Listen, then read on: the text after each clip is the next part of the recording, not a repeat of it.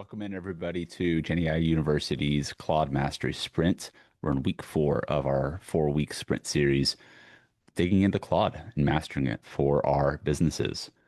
Tuning in with members of our community who are joining us here live for this workshop series. Any wins from this week? Any wins with Claude? We did an AI hackathon this week and built a few things with Claude on my end that I'm happy to share with y'all. But first, want to open the floor to hear from you. How are things going with Claude, Code, Cowork, Marcel? How you doing? Yeah, I'm great. Thank you, Darby. Yeah, it's Wednesday or it's Tuesday or maybe it's Friday. I don't know what up and down is anymore. But what I did is jump onto the new show horse, and it's called Chatbots. And then I spent 2 days doing the rodeo on Chatbot, and it didn't throw me off, but I was very happy using it. A lot of safety warnings, a lot of stuff going on. Did people hear of Claude bots already? So Claude is spelled with a W, Clawd bot. And it has already been renamed to Moltbot. I learned a few minutes ago. It's really a spectacle on with Claudebot, and it's an AI that you put over all the other AIs and that you can interface on your Telegram or WhatsApp or well, I was using it, and it also uses my code, my Claude, what's it called, Cowork, and all the other AIs that I tend to use are available within Claudebot. So again, I'm a little confused on what's happening and what's happening to me, to my business, and what I should focus on, learning tools. I spend a Hmm. lot, I think about 80% of my time on learning AI, and 20% on the business itself. But maybe that's the future, right? That I'm getting more into a sort of a CEO of my own business than a worker in my own business. I have to have the overview and then try to be the director of all things happening.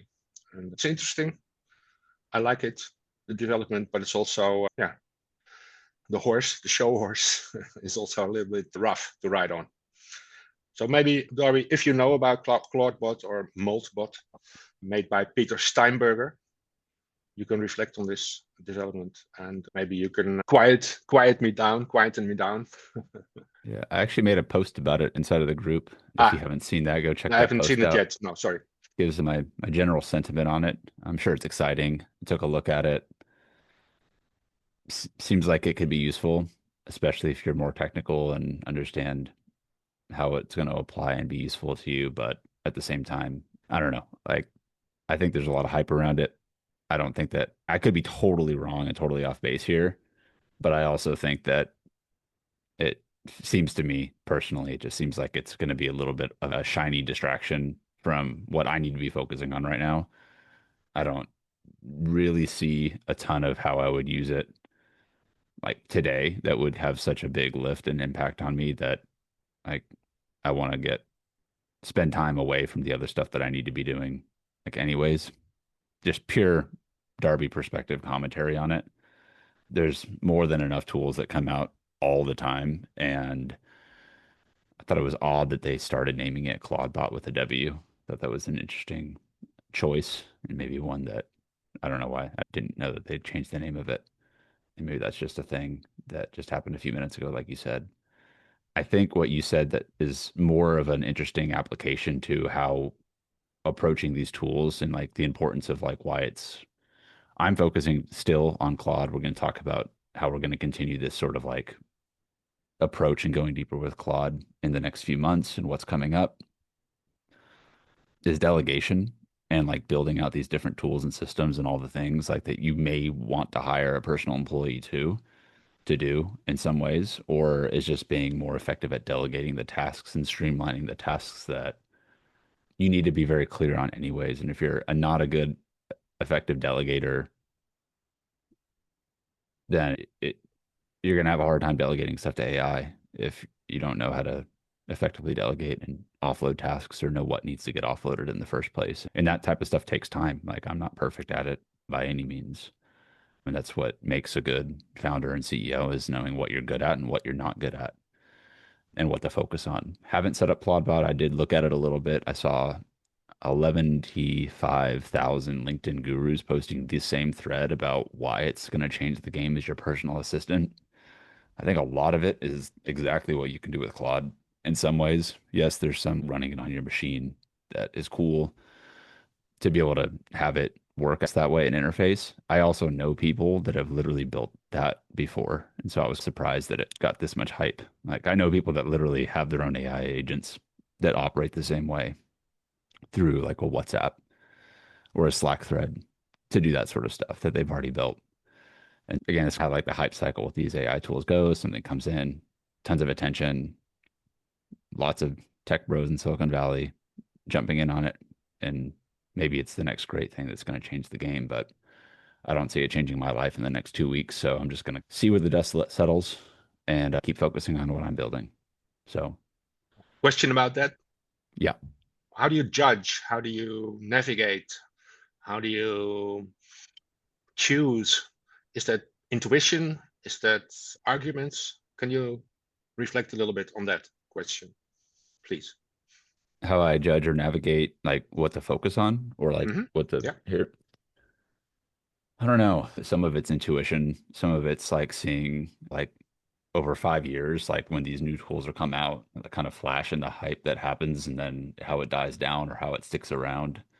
Like it used to be like it made sense to pay more attention to some of this stuff when it would come out. And then it's if it's still around in a few weeks and it's still like being talked about and still being incredibly useful, that's great. But if the first thing I see is everyone talking about here's how to make $10 million with this and it's going to change your life and like the use cases for the way I'm seeing people talk about it are like the exact same shit that people were saying like about how Claude Code and Cowork are going to do this type of thing. It's oh, go into a business, build a specific AI agent, set it up for them. Claudebot. It's just like the new shiny thing that in some cases it turns people attention on oh, is AI capable of doing this now? And I think for some reasons like that, it's helpful because someone that's not in the space at all could be like, oh, I heard about this. What does this do? How can I get this set up in my business? But if that business doesn't have their entire like all the foundational like fundamentals and organization and context and systems and all the things that you would need to get a regular AI agent up in the running in the first place, like the Claude bot isn't going to just come in and magically save and make their business work that much better without figuring other stuff out. That's not the case for everybody, but that's at least my take on it. Like maybe it'll open up more opportunities to work and set these type of things up for businesses. Wait, Maybe it's the future, can but I support you with that? sure. Okay. Marcel, I'm a business development and communication strategist, and there are things that we do in terms of making choice. One of them is to really say, is this in the best interest of my time, energy, or money? Really, you get to going, you see something exciting, stop yourself. Is this in the best interest of my time, energy, or money? Is what I'm doing generating revenue? You'll so often say, I should not do this now. The other is that I have a system and it's called the 4Ds. So first you have to really understand what do you need to do. Another column, what can you delegate and to whom? What could you defer? That saves my life. I say, no, I actually don't have to do that today. I can do that tomorrow. And what can you dump? And very often when someone looks at their behavior and they say, okay, I've been scrolling Claude for 2 hours. Maybe I need to stop doing that. So those are the strategies that really, it's about choice, action, outcome. What am I doing that's going to bring me what's the reward I'm looking for? So I hope that helps. Oh yeah, it makes sense. Really makes sense, Shelley. On the other hand, it feels, how do you call it in the States, gold fever times. New frontier always moving. And I have the feeling that I have to be on the cutting edge on the frontier itself. So that Well, you feeling can be, also and is there's very also, exciting. oh, it's very exciting. But there is a book called One Thing, and it's a really good book. and he focuses on the damage to your brain by switch tasking and what happens when you do focused, and it's timed. I say, okay, I'm going to go back and review Darby's Claude tape for an hour, but then I have a timer. We're done. I can't finish it. So I hope that helps. I And saw, always sorry, more to do. I saw a YouTube interview on Diary of a CEO, and he was talking about actually what made Steve Jobs, Elon Musk, and all these people like really, and it seems like they focus on one or two things, whatever it is that they're going to do in that day, and everything else is noise. So they're just focused on these until they get them done. I've raised my hand, Darby. I've got an important question now. I'm starting to advance in the usage of everything that we're doing here. I've been very busy, but hey, I took some time and made sure that I did advance. And one of the things is that I didn't actually manage to create a crit, which I will do, but something similar whereby I researched the best investors on Wall Street, created their skills, dropped them into Claude, and started asking them what they would advise me to invest in and what not. Pretty interesting. Responded to my analyst and advisor, and he was pretty impressed with what he got. I got that one, and that one I did it because I needed to. So you get all these proposals by your financial advisor, and then so I created this so that basically I can have a very quick overview. Now, that's one thing but that takes me to the question is, okay, now we've covered Claude skills, we've covered in a certain way Claude code, touched on Claude co-work, GitHub, Netlify, what else? The crit thing. So can you just give whether as if a mental infographic of what do I use for what? Meaning, when do I use skills in a project? When do I go to Claude Code? When should I put something on Netlify? When do I actually use a connector directly from Claude rather than putting it in GitHub, sort of thing, more than so it's having a mental infographic and Hey, Yeah, for Darby, sure. Yeah, I know you got an answer for that, but I'd love to answer that right now. hit me with it. Ask Claude that question. Tell Claude what you're trying to do and ask Claude that question. You'll get the exact answer you need. And just keep doing that. no, I did ask Claude quite a few things, and it really helped out. But I just wanted to have basically Darby had been going on these things, so I just wanted to know normally what do you use, when do you use Claude Code, when do you have to actually put the skills or whatever it is in GitHub, when do you actually, it's not just a question of what Claude would suggest, it's just Yeah. yeah. Yeah, So so like my approach to it is like having specific projects set up for the things that have context to them. So projects are important so that you have business specific context that Claude can always reference inside of a project. Like that's just fundamental. Same thing as ChatGPT. It operates the same way. Give it context inside of a project, it knows it.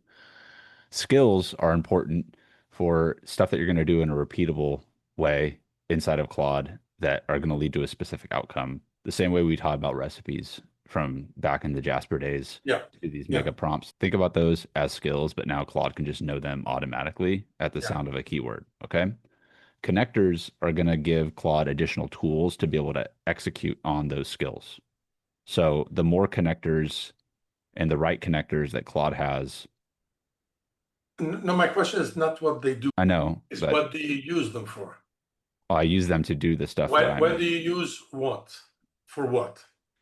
so if I'm doing research for people that I'm going to contact and do direct outreach for, I'm using a skill with a connector, like a skill for reaching out that I built with a connector of a Firecrawl MCP in Claude to go and web scrape and find people with that specifically.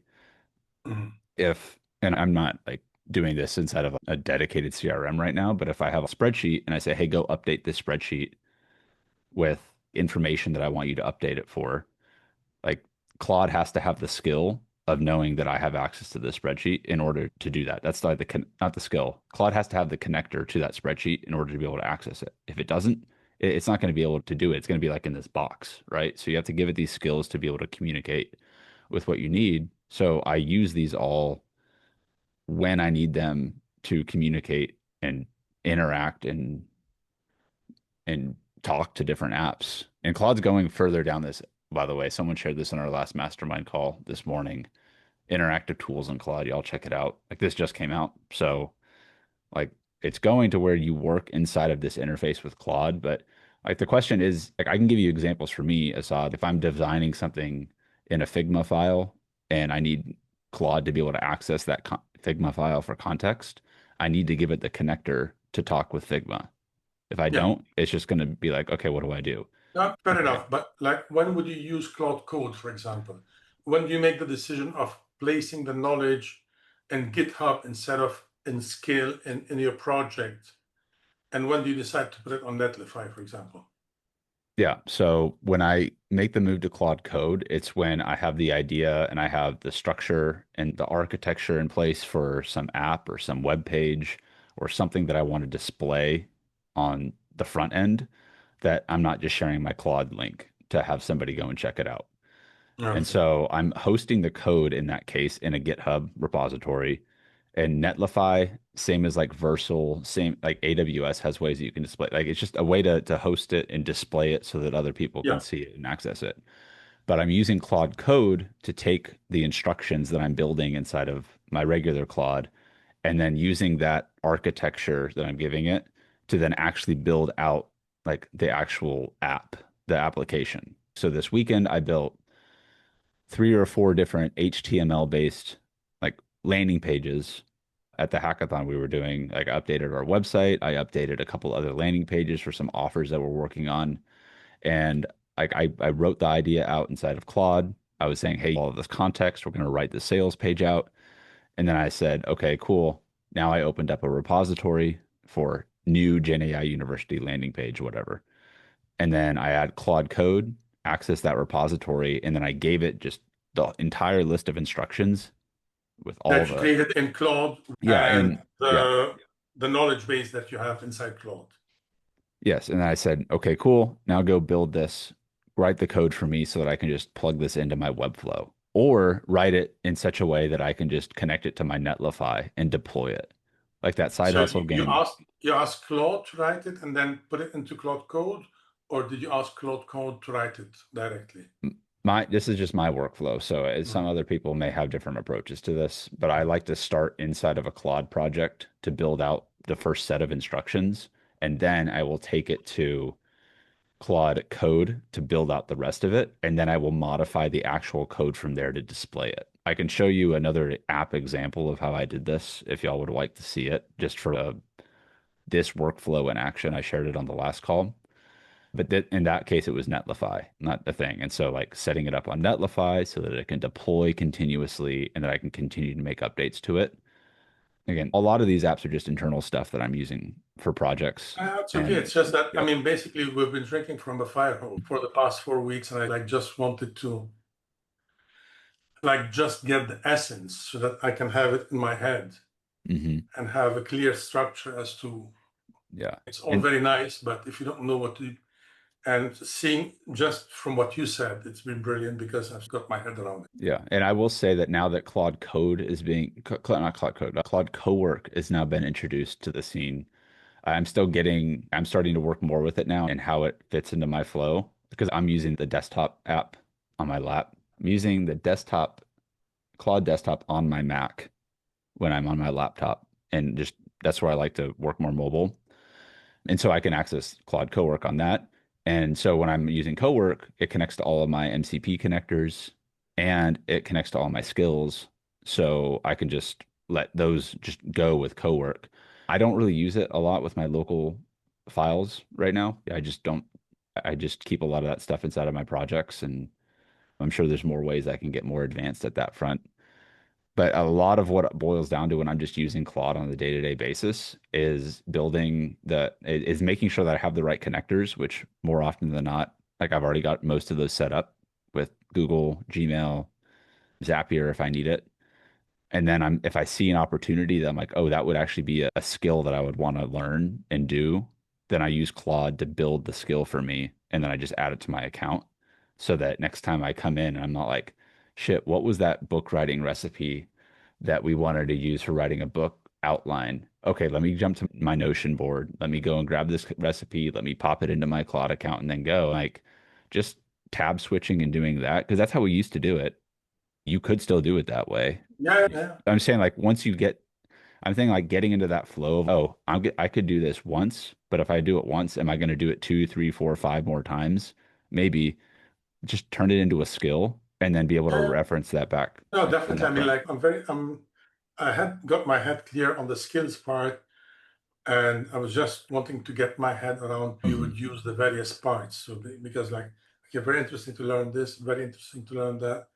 And it's like, when should I put my info into the files on a project, and when should I drop it into GitHub instead of leaving it in Claude? Like, when would you place it in GitHub? When you want to put it on a website or something, so that where you don't want to have anybody having access to your Claude code. Is that correct? If I understand well.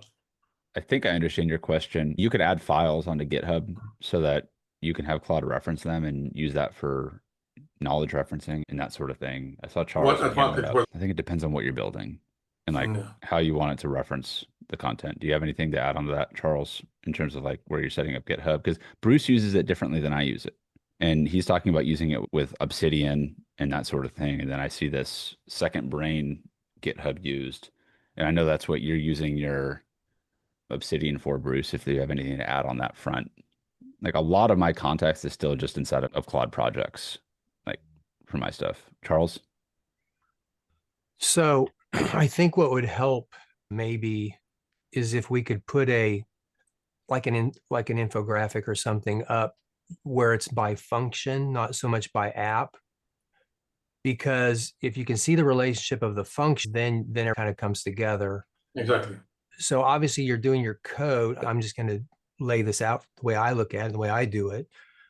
It doesn't really matter what LLM you're using, if it's ChatGPT or Claude or whatever. You're doing your coding in there. It doesn't matter whether you're using, if you're going to do projects, then you can do that in ChatGPT. You can do it in Claude. So projects have their own siloing effect. That's why you would use a project.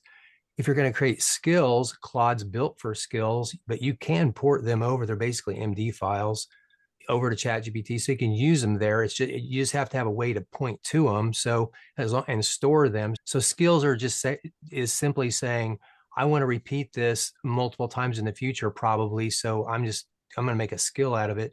While I'm at it, you're literally just saying, Claude, make a skill out of what we just did, and it does. And then now you have it, right? And then you just have to tell it to put it in the Claude.md file, which is the first file Claude looks at to know. You don't even have to do that. Do it without it sometimes. But the point is, you want to try to have pointers in your workflow, your the way you like to work, especially in your Claude.md file, if you want to work a certain kind of way, I guess is the way I would say that. Now you have your project and you're like, what if I want to go work on my laptop? Or what if I want to share it with a developer? Or so now you need a place to be able to put your project where it can be cleanly picked up and handed off somewhere else. That's where the repository comes in. That's where GitHub comes in. However, you can have a GIT on your local hard drive, which actually is the exact same function. It basically packages your project up that you're working on, and it'll put it right there on your hard drive. But then you push it to GitHub, which is a cloud account, same thing. Now it's out there where it can be pulled back by somebody else or yourself on a different laptop. So that's the packaging function.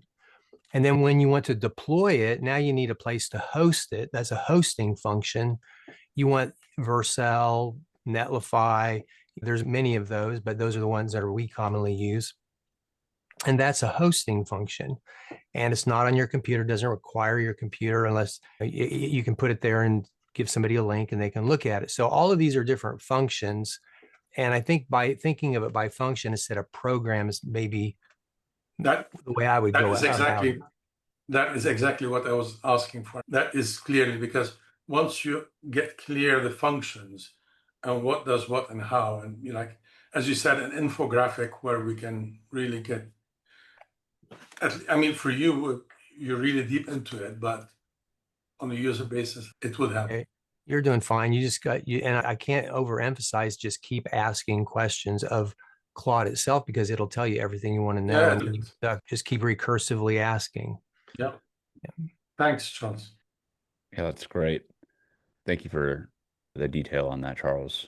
I think everyone learns differently in how we approach and adapt to these different tools. And these questions are great, Assad, for mapping this out. And I'm sure other people find them useful as we're walking through this. Any other pressing questions about how we're using Claude? Anyone stuck with anywhere you use Claude? Any questions? Talk about what we got going to be cooking over the next few months as well that I'm happy to share about, but I want to make sure we got the floor open to y'all here on this call so that we can dive into anything. Bo Peter, how's it going? It's going well. It's going well. Over the last week, I've used a process I found on GitHub called Get Shit Done, which essentially will use Claude Code to spawn up like a whole task list and spend multiple agents to go do stuff for you. And I then used that to rebuild a version of that self that I could use for some of my workflows around SEO. So my question is, do you know if there's any way that I could use that to then call, like, for example, Nano Banana Pro to like make images that could then be put into folders in my computer or something like that? I haven't looked into it at all, but I'm imagining it's possible. Yeah, I will just caveat what I'm going to say with you here is that I got to the point of getting it to the point of figuring out how to do, I think what you were saying with getting it to talk to Nano Banana on Friday at our hackathon. And then the guy that was showing me how to do this, how he did it, he couldn't make Saturday. And so I just tabled like getting it set up on my end. But the premise of this that he shared with me that I was like, that's a really cool use case for connecting and building with Nano Banana and Gemini. He for years, for context, he would like do these family video events where everyone in their family would submit a bunch of files in a video, and he'd make a 20-minute montage or video of all their family doing stuff at like for once a year. And then he would get to the point where he would hire an editor to do it, and then or he would do it and take him like a day or two to edit and refine and build all this out. And then this last year, he was like, I'm just going to see if I can build a API with Gemini that could do this because like Claude like won't do all of, like the MP4 video reading, scanning audio files or image generation that Gemini might do. And so he basically built like used the Gemini API to go through and scan all of his folders and all of his files, like literally be a video editor for him. And now would just do these videos.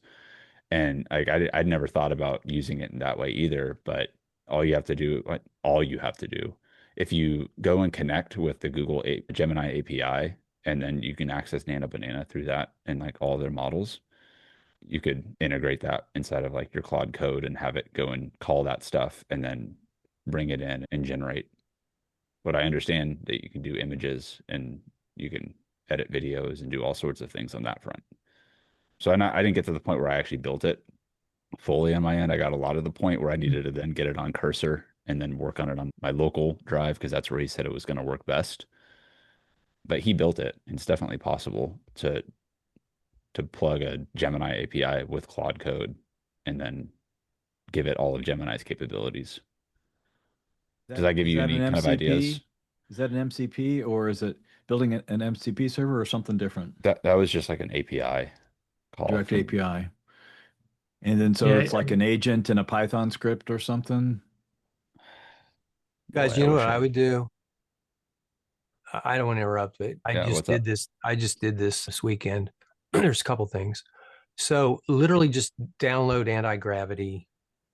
If you're working in Claude code, you can run it inside there just very easily. It's an extension that you just install. But inside anti-gravity, the part of the AI that comes with it, it ships with several It includes Claude, it includes Gemini 3 whatever it is, 3 Pro or whatever it is. But it will out of the gate do what you're asking for. It will do Nano Banana just simply by asking it.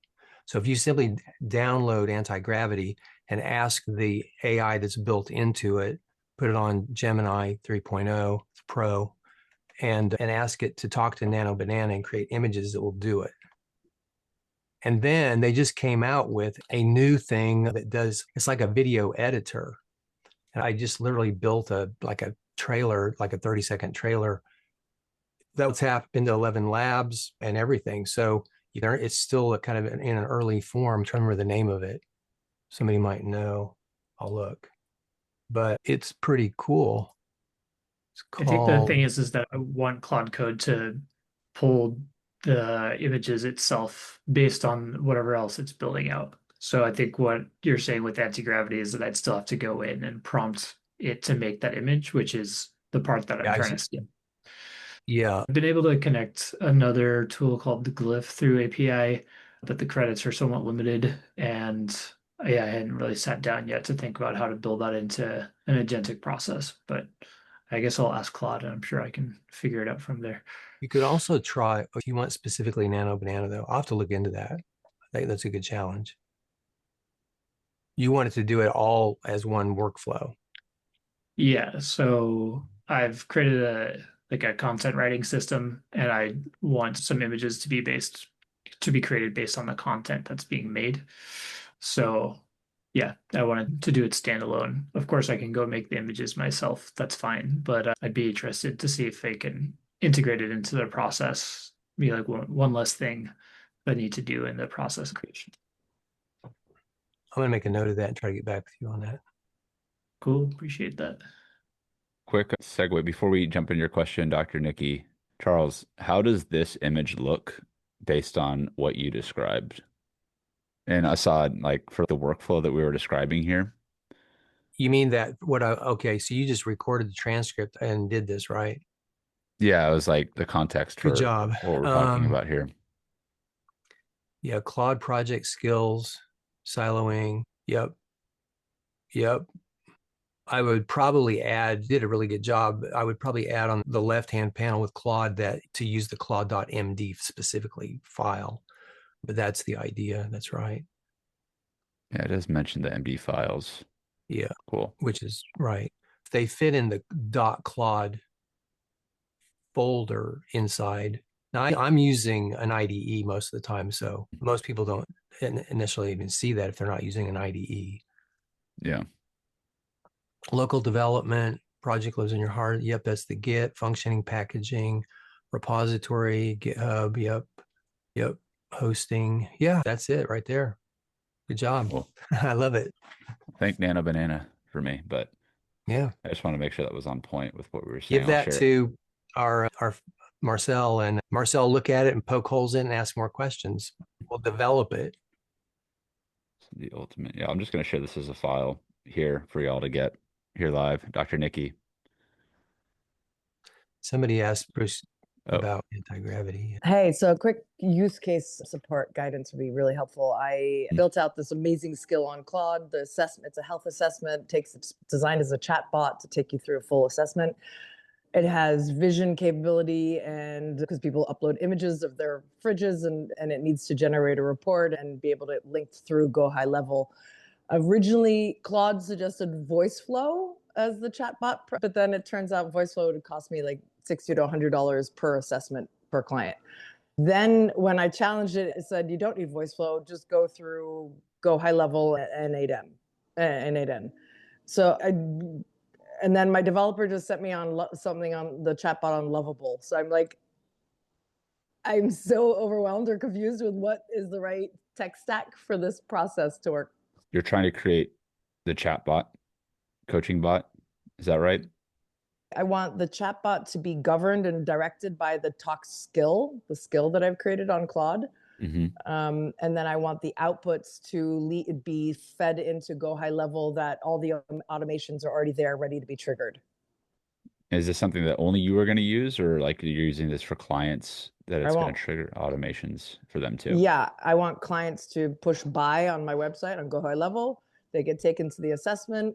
They take the assessment, then a report is generated and sent to both me and them, and then they're taken through a whole series of automations.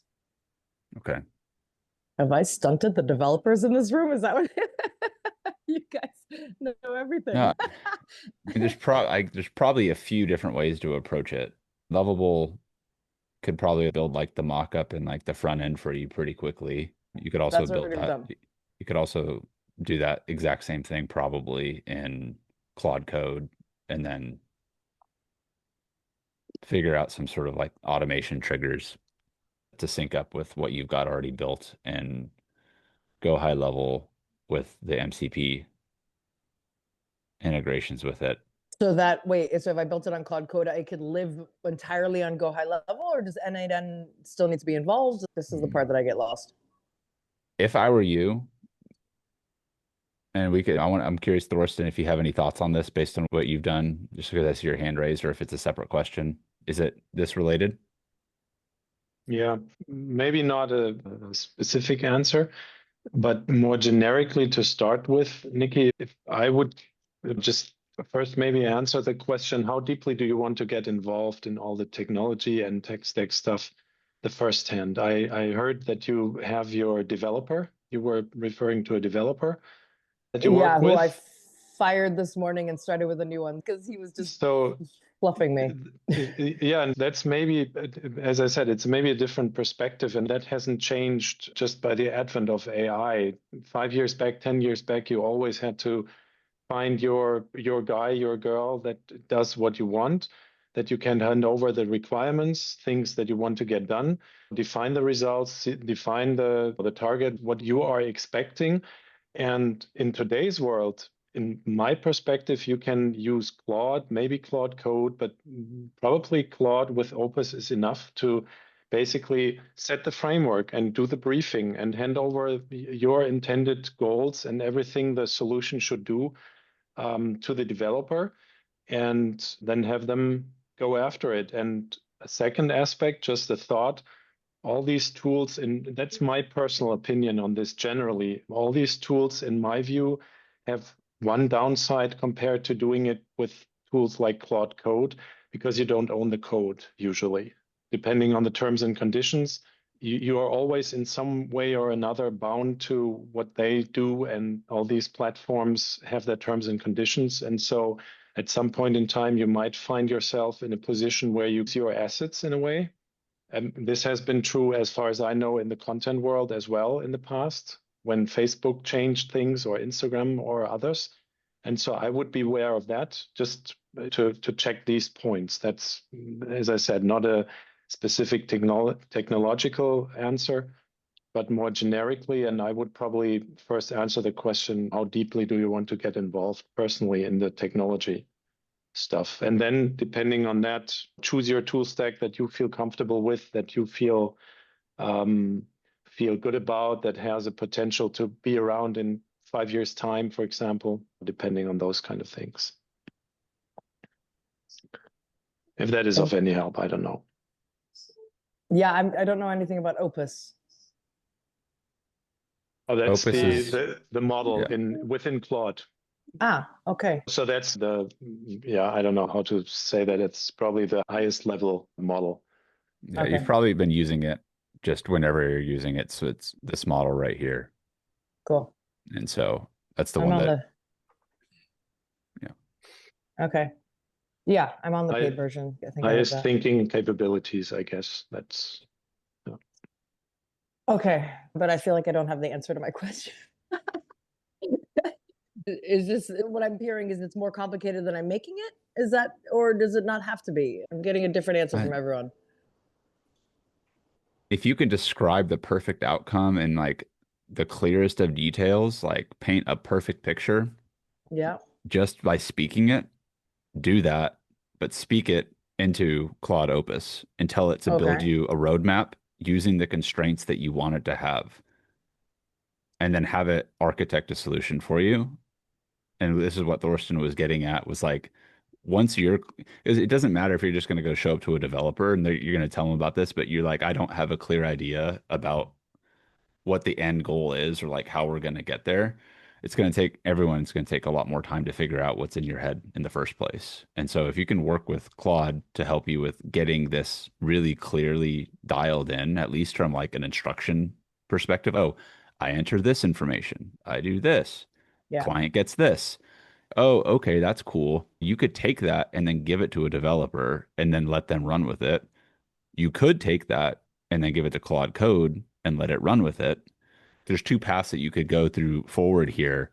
But once you get it to the point of knowing your architecture and how you want the app to actually work and function, and then you go to the point of Claude Code or an actual developer, if you're planning on scaling this out and like really building it up with all of your clients and your lists and doing this type of thing, I would really seriously consider the question that Thorsten presented was like, how actually involved do you want to be on development versus the vision and the planning and the mapping of it? Because if you don't get like, you don't have fun developing and doing this type of stuff, and it's like a chore for you once you're in there, then that might not be where you want to spend your time.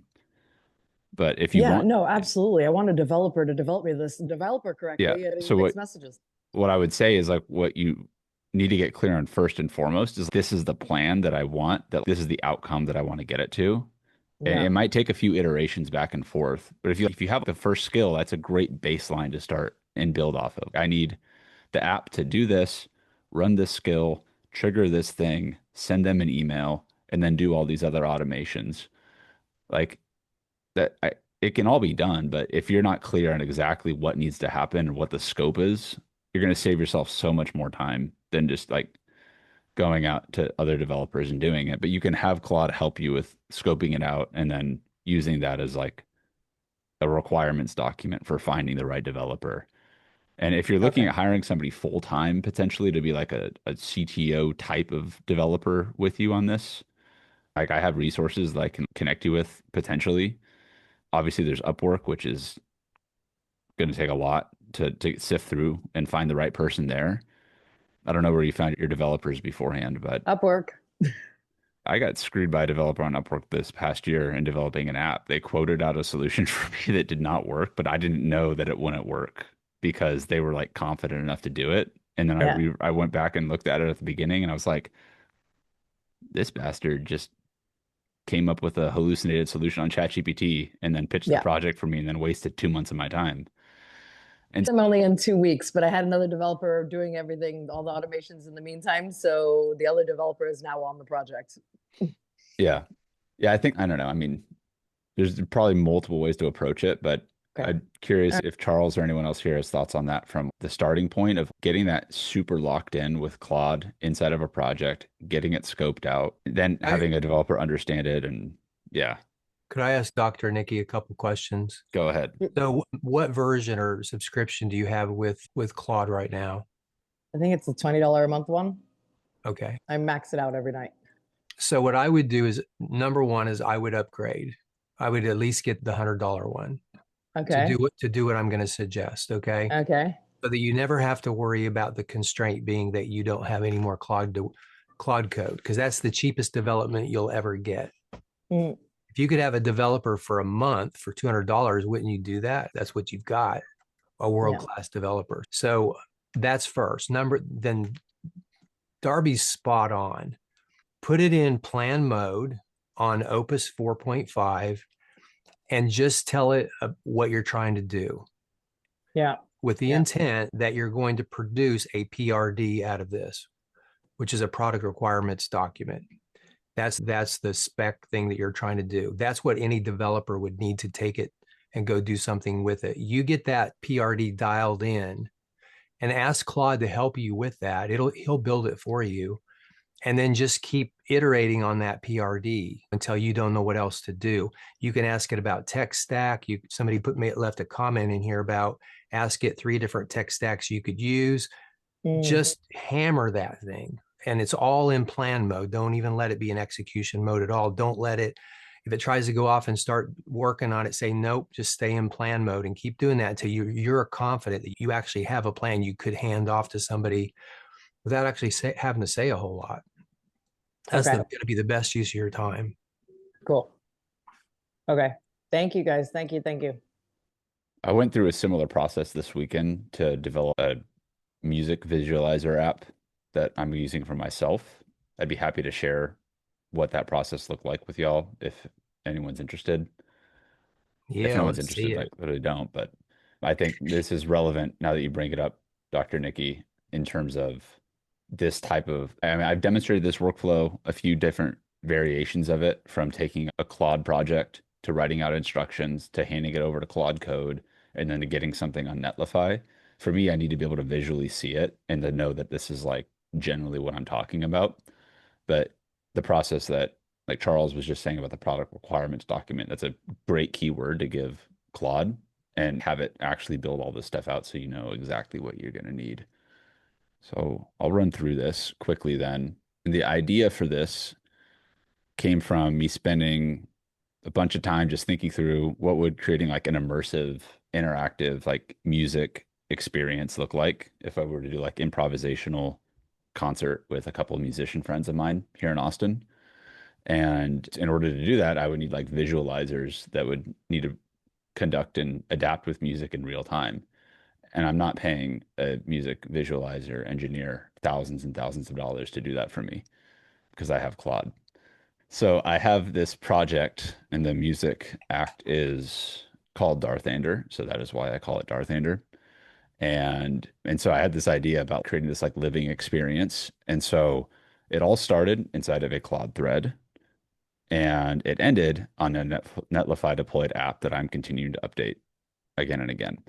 So all of this context is pretty massive, is all context about what this experience could and would be.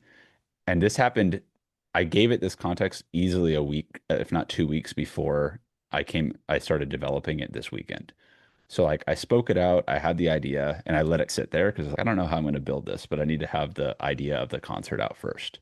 And so it's like this 4 hour, and it might not be 4 hours total, but that's the concept of the show. And so all of this is me working with Claude about this is the idea for what I want to do as an outcome. And it's giving me like ticket prices, all this cool stuff. And like, and I was like, okay, it's like the real-time music video simulation generator. And so I'm giving it this prompt about what I want it to be able to do. I want it to be able to do all these sort of cool designs and yada. And now it's, oh, okay. So this is actually a live generation visual engine that you need because I need to display something on the screen that's going to actually engage people during the show while music is being played. And so it starts to come out and write out these different technical, like architectural components. So it comes up with audio analysis engine component, engine, prompt interface. Because what I want to do is be able to speak and have in real time my prompts adjust the visuals so that I can change it with just spoken word and then have it adapt the screen while I'm playing or conducting music or doing something like that. And so it's coming up with all of this architecture around the prompting language and everything that would need to be involved. Now, from a practical standpoint, it needs to be adaptive. And so it starts building out the whole system workflow. This is the control interface. This is the Claude API layer. I actually decided to go with Gemini for this. And so I was like, okay, cool. Like this is all what's happening. And it just built all of this stuff out, which as I'm reviewing it, I'm making sure that this is okay. This is a lot of code, but it's mapping out even like how the control panel is going to work for me. And so all of this happens like with just me chatting back and forth with Claude and letting it process this stuff and output it. When I got to the point where, so I look how much context is here, just for an idea, like Dr. Nikki, if you're going through this, I don't know if you can see my screen right now. In general, it took me like, I don't even know how much context it is, but I'm at the bottom of my screen now with all of this context to my thread. Luckily, I didn't time out this chat thread for this case. So what do you want? Do you want me to write the actual code? And I said all of the above. I need it so I can copy and paste this instead of a deployable GitHub and Netlify project. It's like, all right, I'll do it. And it took me like 30 minutes to generate all of these because it just kept going and stopping and going and stopping. And I just kept giving it the continue command. And then it got to this point where it outputted this like zip folder that I was like, okay, I guess I'll give that to my GitHub. And then it gave me these coding instructions for Claude Code. Like I don't like my full-time developer literally does not have the bandwidth to even be able to like look and read through all of this stuff right now. And I don't want to take his time away from it. I'm like very much like Claude Code is my developer on this. So in order for Claude Code to have all the context to get this thing out and running, aligned with the idea and the vision I had, I got all of that information here. And then I uploaded it into a GitHub repository where I just darthanderengine.zip. And from this point, I jump into, I don't know if it's going to actually load because this Claude project's pretty long right now, Claude Code project. But then I jump in to my Claude Code and then I tell it to go and unpack that folder I just gave it in that repository and start to build the app. And so that's what this entire thread right now, I'm assuming it's going to do it. So this entire thread right now is me literally just talking to it and getting it to the point where I did deploy it on Netlify so that I can see it and is editing all of the code for me. See that my computer gets so slow when I open this thread because it's taking up so much space. So I'm trying to tab over to the next thing. Come on, Claude That's one Code. thing I notice about the browser is that it gets bogged down. I've noticed the same thing with the app too lately. But now, so I deployed this on Netlify. I just have it streaming, like doing constant deployments from the GitHub branch that this is on. And now I have my Gemini API key added to this. Like just, it doesn't store it or anything. It's just like for my browser. Reset all of the commands. Let me see. Reset all of the commands to 0. Reset everything. And so now I have it so where I want you to, turn the intensity all the way up. So you can see that bar moving right here. My goal with it was getting it to where I could use like the real-time prompting to have it understand contextually the prompt and then modify all the controls. But then I could be able to like do all the edits myself too. And then I can upload like a song and it'll visualize and be a visualizer for the song, but it'll also do it in real time. Like you can hear my voice right now. It's like just in real time, like doing the visualization based on the sound inputs. And so I don't have no idea what this would cost to develop traditionally to get something like this to this point. But so much of the work before I even got into Claude Code is probably giving people a freaking seizure.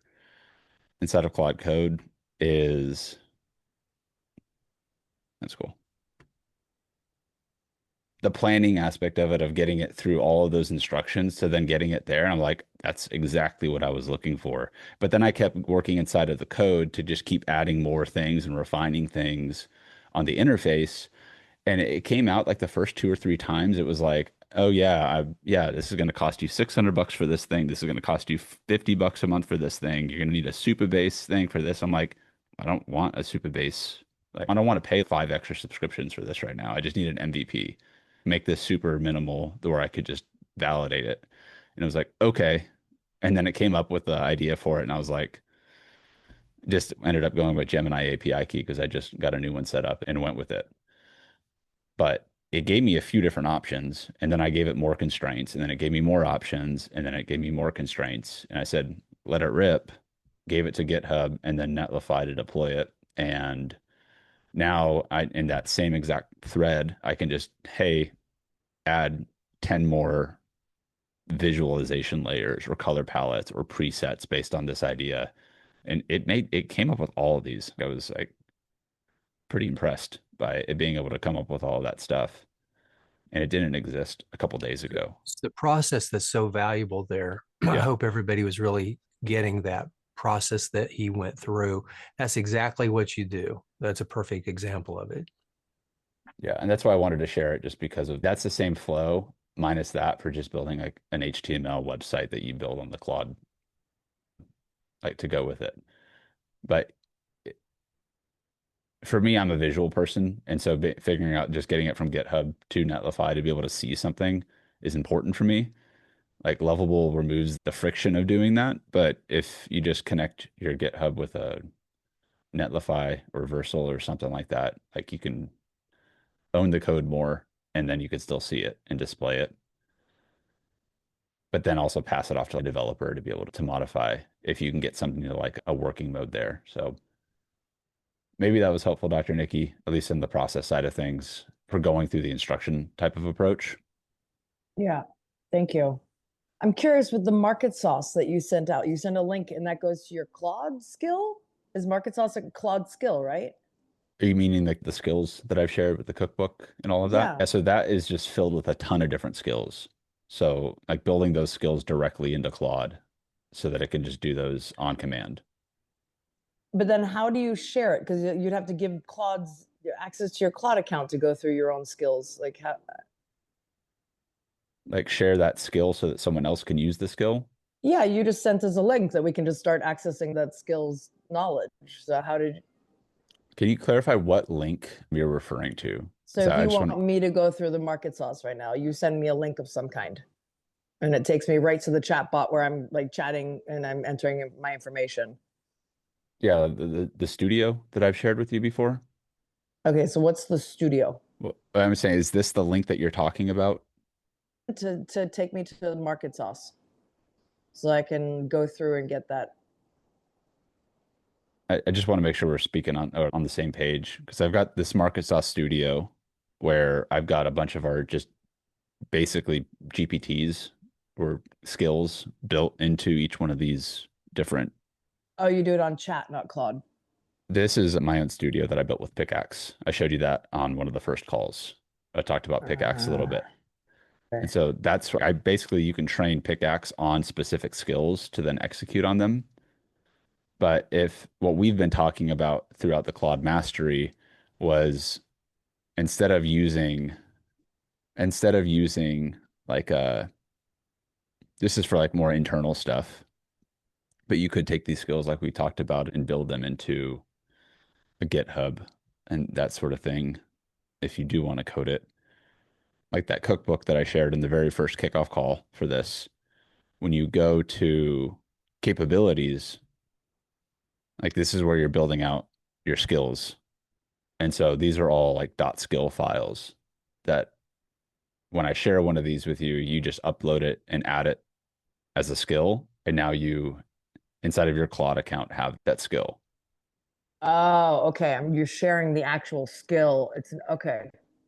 Yeah, so I'm like, you're giving access to the skill, not necessarily sharing it. yeah, so this is like people It's subscribe to in my head. this. Yeah, people subscribe to this just for a credit based. You get to use it. You don't get access to the skill. You're just getting the outputs from it. What I've given everybody here was access to that whole cookbook. And yeah, I got the press chief is now in the community that you can use. So you can download that and then you can literally just upload it into Claude and then start a new chat and be like, hey, use the press chief to research top news channels in Asheville, North Carolina that I can contact. And based on that skill, it's going to go do it, but it's going to create a spreadsheet with like multiple tabs with multiple outreach messages, templates, researches, links. And it's using the Firecrawl MCP to get really detailed, specific people from that skill. I don't have that capability built into the Pickaxe Studio, for example. And I've just found that using Claude directly for that is perfect for me. If I were to want to code that skill and turn it into an app that people subscribe to, I would take a different approach. I would build out an infrastructure. I'd have to set up users to log in. I would use the Firecrawl API for people to access with that skill. And I could do it, but right now I'm just giving you guys access to the skills and you can just set up Firecrawl and use it in Claude. And a lot of you have been doing that. But to tie it back to what you were asking to wrap that part up, Dr. Nikki, is like that skill that you've been developing could be like the foundation of what your people are going to interface with on your app. You just need to have everything else tie in to like work around it if you're going to build it out yourself. And I just, in the meantime, while it's being built out, I thought maybe I can give people access to my friends, for example, that can test it out for me and say, okay, it stops working here, or it's great here. What would be interesting. So like when someone goes through like that sort of interface with you and executes a skill, like they're delivering like a document or like a PDF or like what are Yeah, they doing? they get a full report that's sent to both of us. And then if they've signed up for the 30-day program, then they get a daily SMSs and action steps, and they're put part of the full funnel Okay.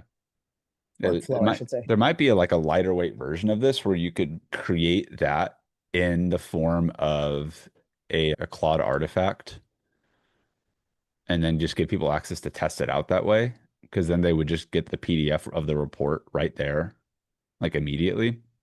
Yeah. And then if they're using it and you have them in your CRM as opposed to them like not being in or in it or based on their context, then if they gave you their email address, you could maybe use an MCP to go high level to add them to an automation or something in that way. Just an idea for a lighter weight version of doing this inside of Claude. So then the PDF, I can create an MCP where the PDF, the final output actually triggers an automation and go high level that's stored. So I get the report as well. I don't know about that, about sending PDFs. That might be a limitation. It might not be. I've ran into issues with Claude not wanting to send a PDF over Gmail. And so you might run into the same type of issue on your front. But if you were to, like, I don't know, say, hey, I have the market sauce blueprint skill. I want you to create one second, artifact for me that I can share that would act as like a front facing like mock-up that people could add their email address and then blurb about their business and have it print them out just a PDF that they can download right there. But then I want that skill to also update my Notion database with context about where they're at. Like a super lightweight version here. Like you're setting this up for just having people test the skill and the recipe to make sure the outputs are working. Like the alternate to this would be setting up a pickaxe, giving people gated access to it, and then like just having them get like an output that could be a PDF generated as a PDF too. Again, multiple ways to approach this. I think if it's just a matter of people testing a recipe out, like this is why I'm sharing you guys can see my screen. I just want to make sure I'm not showing my background or something. Get a thumbs up real quick from somebody. We can see it. Is because I'm like, oh, can it do this? Just make me an artifact that uses this skill and it has a simple front end interface that I could send to people so that they could input whatever you need them to input, Dr. Nikki, and then it outputs whatever you need to output. All right. Because like you're likely going to set this app up to where, oh, answer these 3 questions and I'll give you your report. And then I will put you into the next stage of whatever, or you bought this, enter this information, get that. And let me see. So I've done it. I've got the understanding of the methodology because I've already given it the skill for the Notion inner thing. I'm just going to say, make a new database for Market Sauce Blueprint Concierge and then publish the artifact. The R attack artifact. Concerns with this request. I think someone trying to attack somebody. Again, like a lot of how we got started with these market sauce blueprints, like literally doing like dozens of them for members of our community. I would just have people submit a type form after they paid 50, 100, 150 bucks or whatever for one of these reports. And then I would spend time processing them on my end. And then I would deliver those back manually over email. And then I would tag them in my Gmail account. And that's how I would just keep track of it. Like not sexy, not fancy, not using a big old CRM or anything like that. But I was trying to validate that people would pay for this type of thing. And I needed to dial in the recipe on my end to then we ultimately got it automated completely. And now you can just build it into a skill and now everyone can access it. But that was my progression with those recipes. It was like, whoa, it would still take me time to develop and run these types of things. And that's like we've done with some of our mastermind members here in the integration, the implementation intensive was taking an interview and intake form and then building out a playbook based on their inputs And it'd take me time to run it, make sure that everything was set up properly. But doing it for one cohort of 10 people, I could batch all of that because I made one skill on my end. And then I would follow up with everybody accordingly, just as opposed to not doing that and waiting for a developer to get around to it and spending a bunch of money on something that's probably going to change anyways on my end after the first month of us doing it.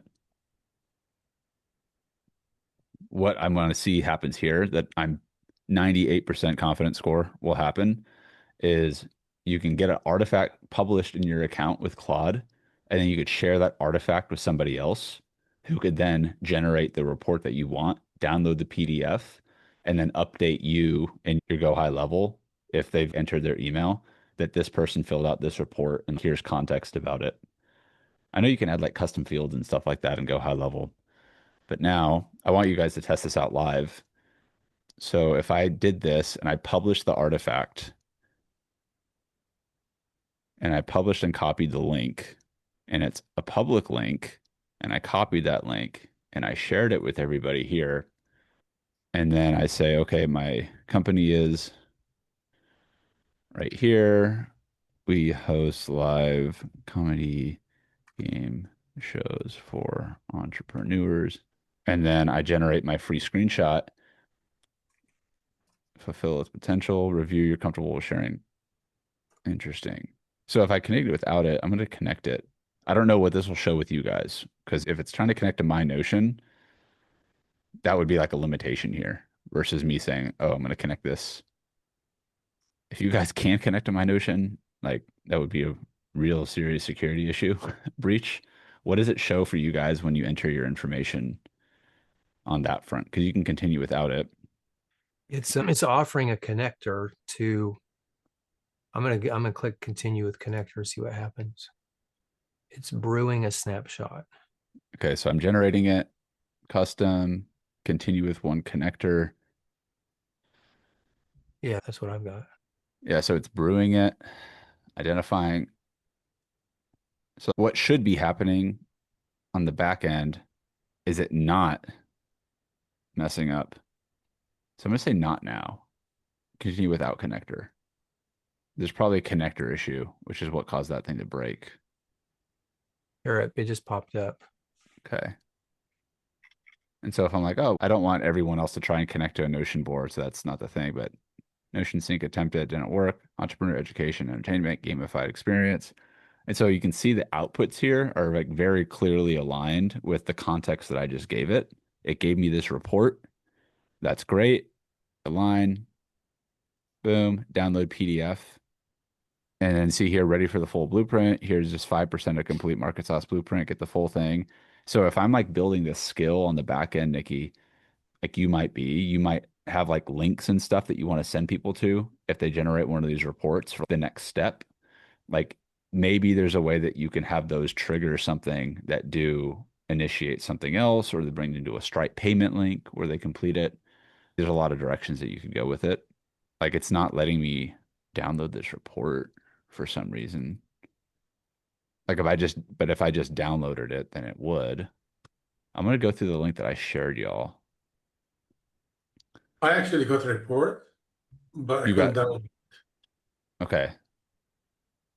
So like in the spirit of troubleshooting, okay, the Notion integration is cool, but we actually don't need that. So remove the need for a Notion connector and make sure that the download the PDF button actually downloads a PDF copy of this report. And instead of ready for the full blueprint, just say subscribe to Genea University on School and get a full blueprint free whenever you join our premium program. And like this is where you would just update the skill with your natural language on the back end or just the Claude interface, have it update the artifact, get an updated link, and then you could share that with people as well. So I don't know if this is helpful, Dr. Nikki, or anybody else, like just walking through this process, but like for rapid testing of these skills and getting other people access to it, like just giving people an artifact link to output it could be a good middle ground type of start getting people to test it and then make sure that this output is actually helpful. Yeah, I think that's good advice is when you're trying to do MVPs and just get feedback from your market, remove all the friction you can. Don't think you have to set up a full funnel just to do stuff like this. This is really great. Forgive me if I missed this one point. That PDF is something that the client could download and then send to me as just because that I couldn't automate that part in this setup. You could ultimately. Ultimately, yeah, but it just is like this MVP, just test the skill phase. That was the idea with getting it set up like this, where someone could just get the PDF. Oh, here's the output, download the PDF. Okay, that's great. But like the next step here, again, it's like we'd have to troubleshoot it some more or figure it out. What's the best flow going to look like for sending that information over to your Go High Level?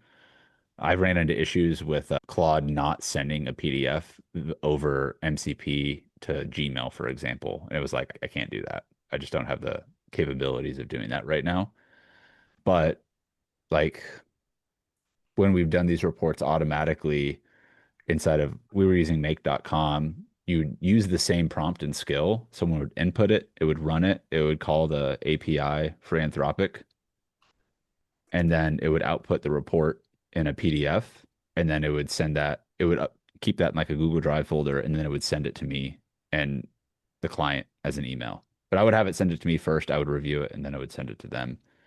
But this would be like an instant output type of like self-service. Hope they're not more confused. And no, so I wasn't aware of artifacts. So this is new for me. So I'm going to do a little research there on, that's a whole new world just got opened up. yeah, so when we've done the playbooks for other people in our intensive, like I would use the artifacts as like the way to actually generate the PDF that I would download and then I would just send and upload as like a Google Drive folder for Thorsten got one and his team. So like I just gave it additional instructions to remove certain things from this specifically. Then I'm like, okay, cool. Publish artifact, publish a copy URL. And so now I should actually just test it as an artifact.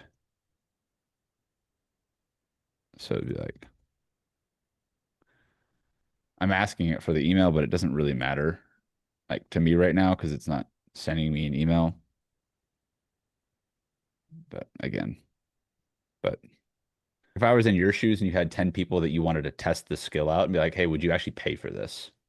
I put this link together, use it. Is this useful? Do you get value out of this? Is this useful for you? And if someone's like, holy cow, how did you do this? Is there more to this? This is a sick lead generator for a lot of people if you wanted to set just this up. Like, boom. Oh, okay. Download it. Open link, blob request. I don't know what the heck that means. I assume that it's going to open up a PDF for me to download.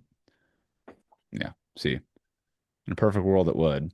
But then it's, oh, now it's going to this link and it got the school page wrong. So I got to go back and update the thing, fix the URL, figure out why it's not letting me download the request. But at least for speed to testing, that may be a helpful tip for the artifact is just getting a shareable link so that people can test something out on that front. And the idea is that it's using a skill that I've built to execute that. Yeah, perfect. Okay, thank you. Appreciate you guys. You bet. Yeah. Anything else? We got a couple minutes here before I got to jump. We will be continuing. Yeah, what's I have up? to leave too, but I wanted to compliment you. I just looked at your new website. Great job. Thank you. It's unique, it's contemporary, the flow is easy, and good for you. Thank Hard you. working on our own stuff. Yeah, that's right. That's all. That was my focus for the hackathon. Finally build Great job. a new Great website. job. Thank you. All right. I'll see you Thursday. See you. Thank you. And we will be continuing these calls for the Claude Mastery series, February and March. Thorsten, I had some questions from the last call that I was posing to that group specifically. So whenever I post that video out, check those out and then hit me up on school. For context, we've been simultaneously, anyone that's watching this now live or whatever on recordings, running a smaller AI implementation intensive group where we've been meeting the hour before these calls. And so that group will be continuing as well into next month. and Right. ongoing. If you're interested in being a part of a group that goes a little bit deeper on this stuff than we do on these mastery calls, as great as these calls are too, because these calls are all great. And I want to keep these going because I think we all learn a lot from the Claude side and co-working and skills as we do them. That'll be open space for premium members selling like season pass tickets for the next batch for those that bought the one-time tickets, or you could subscribe to the membership as well. I don't know if we'll do 2 a week. We may just do 1 a week. 2 a week was a lot on the Claude Mastery front. Obviously, we could always meet and chat and jam on this stuff, but did y'all that are here with us still at the end of this call, we got a few of y'all here. Do y'all keeping these Claude Mastery formats where we dig in, have these type of conversations? I always learn stuff from y'all when we're on here too. I like to share what I'm building as well. I think it's helpful to all follow along what each other are doing. Would y'all want to continue with the Claude Mastery co-work and skill focus? I'm up for it. I have a little bit of a challenge time-wise because I always have a 10:30 stand-up with my company every day. So I have to just, if we get done early, I can jump on, but I have a little bit of time conflict there. Yeah, the timing of it seems to be the number one thing. I'll keep y'all posted on the scheduling of it, but yeah, Thorsten, I know we're doing that. The timing was perfect for us here in Europe. So don't make it too late. Yeah. Yeah, I think I just But need to it's suck it up and get on these early morning call schedules. but it's all good. Even later at night, the sessions are really valuable. So I'm all in for this as well as Charles. Just same for me. I Great can go sessions. early. I just can't go mid-morning is my bad time. Cool. All right, I don't know y'all. what all you've got lined up, but I'm definitely anything that I can do to contribute, I'm happy to do. I Yeah. mean, I've been with, we didn't talk for a long time, Darby, but I've been with you ever since the beginning, Gen Yep. AI University, and went our separate ways for a while. But it's been, I would look at what you were doing from time to time, and when you did the Cloud Master, I'm like, I'm going to jump in on that because it's my kind of cup of tea there. Cool. Yeah, I'll keep y'all posted. Sounds like the earlier side of things is going to be the move for these. And yeah, may do the mastery side once a week when we go to it, but have a 6 week series, February, March, and going to be doing like a book writing intensive in that time and a hackathon during one of the weekends, end of February. I'll have more resources and stuff available for those that are going back to our roots, writing books with AI. Is that going to be like nonfiction mainly, or what's your plan there? Mainly, yeah, like book for the business and do all. We haven't seen so many different use cases for using it, from like just operational training documentation manuals to business books for getting booked on stages and all of that different stuff. Probably not going to really go down the fiction route for this. It's possible, but yeah, that's what we're thinking, and maybe premiering some new book writing software tools that we've been developing that'll help actually get these drafts written out. So a lot of different ways you can use that. All it said, I got to jump, guys. Appreciate y'all. I'll keep you Later. posted and see you guys on Thursday. Cheers, y'all. Take Take care. care. Thanks. Bye.